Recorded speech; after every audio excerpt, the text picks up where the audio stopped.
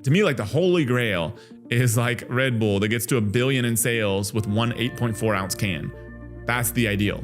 And some of these brands are not that far off. Like some of them have literally one SKU and they're doing over like 100 million a year in revenue, which is insane. So you wrote an email to your newsletter that I thought was so good, where you argued that building a business with one product is actually easier than having 4 to 10 SKUs.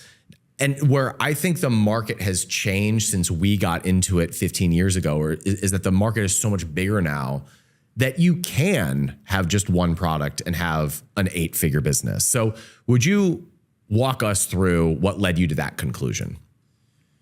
I've seen so many people, I've been teaching like e-commerce and Amazon stuff for, what the hell year are we in? We're in 2026, 14 years, I think, or going on 14 years, almost exactly 14 years because it's March. And so I've seen so many people's businesses blow up because they try to add too many products. Yeah. I've avoided some of those mistakes. We've had to pare back our catalog at Lifeboost. At one point, I was partners with a guy, kind of technically owned half of the business that sold like cell phone accessories and stuff. Nightmare. Always having to roll out new products and manage new listings and all that kind of stuff. So I've experienced some of it myself. A lot of it has just been like watching other people. It's like one of the most common reasons some of these e-commerce businesses blow up is because they add too many products. Yep, agreed. Because then they're spending all their time basically trying to get new listings, trying to manage inventory. They're having to dump cash flow into these new products that aren't selling well, doing low price discounting to get sales going, all those kind of things. Whereas if they just spent all of that effort on marketing the one product that can actually scale, like everything is better. It's kind of a compounding thing, because if you put all that effort into one product, then that means you get that many more sales of that product, which whether you're on Amazon or Shopify, it almost doesn't matter. That means you get that many more customers, that many more reviews, which allows you to produce even more sales. And then you get sort of economies of scale with lower cost products and ordering and all that kind of stuff. You can really focus all your attention on making that product better, making your marketing better for that one product. So I've just seen it over so many times of like people's businesses imploding, me having some pain in my own businesses, and then watching other businesses that are very simple and they literally have just like 1 or 2 SKUs and they reach revenue levels that are as good, if not better, than what I've achieved so far. So to me, it just makes so much sense. So what is your thesis around upsells, cross sells, and maximizing that day one order value then?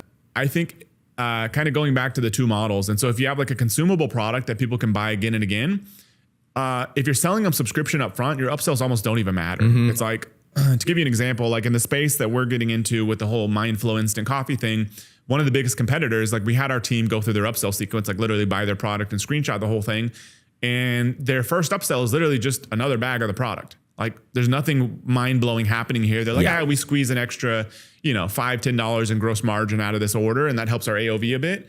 And so I think that is totally fine. But in general, like if you're selling subscription up front, your whole goal is to just get people to keep subscribing. And so like your upsells and stuff don't even matter. And now if you're selling also a consumable product, but you're not doing subscription up front, just get them to buy more of it. Like for us, somebody buys 3 bags of coffee, we're going to try to sell you another 3 bags of coffee before you get to checkout. After you get to checkout, we're going to try to sell you another 3 bags of coffee. Like we don't get very complicated here. And we test everything on the planet. Like we've tested all these different upsells. And 9 times out of 10, that's going to work better than trying to sell a complementary product. Yeah, it's true. Yeah, that.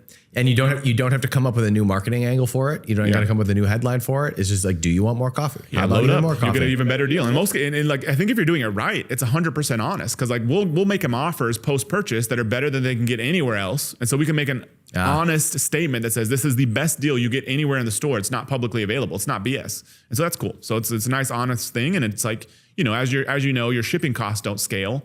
Like for us, like I think shipping a single bag is like $8. Shipping 3 bags is like $10. And so it's like the more you can get them load up on that first order, the better it works for you. Now, if I was selling a product that was just like super high margin, kind of one-time purchase, most of that profit is going to come from that main product anyways. People get very excited about elaborate upsells and funnels and whatever, and it's all good. And there's a time and place for it eventually. But the vast majority of your profit is going to come from just buying that first freaking thing. And so maybe you can squeeze an extra 20% or whatever out of your like pre and post purchase upsell sequence. In most businesses, there may be some exceptions. And so I think at some point it's going to make sense. Like, yeah, we like that extra 20% on every sale. If you're producing like hundreds of thousands of sales a year, like it makes sense to add some complementary product or a more premium version of the thing you already sell. But I think in most cases, like that's not really what matters up front. What I tell people now, as far as picking a product, what I think the ideal way to go is find the biggest market possible. Go the biggest market possible. This may change in 5 years, but right now, huge market, but then carve out like your little niche that can grow.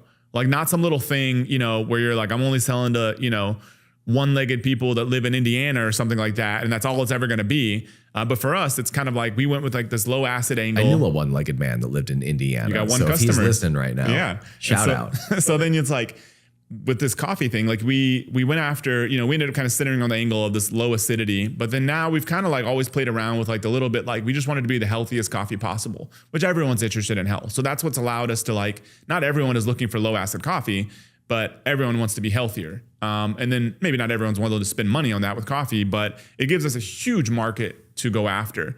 And so I still think that kind of approach makes sense, is you take huge market, carve out your little niche that can expand forever into a larger portion of the market. Because the beauty of that to me is like, you never need more products. For me, I would pick one product. To me, it's like, that's the most important thing. Pick one product that can scale to whatever goal that you want. Like, don't do this whole, like I need a whole catalog of things. Like to me, it's a nightmare. It's like, find one product. If you want to build $1 million business, that can get to $1 million, or that can get to 10 million or 100 million, just depends on how big your goal is. Find one product that can support that. And then I would create the best landing page possible. And I would create the best image and video ads possible. And then I would just keep rinsing and repeating that machine until the numbers kind of like back out.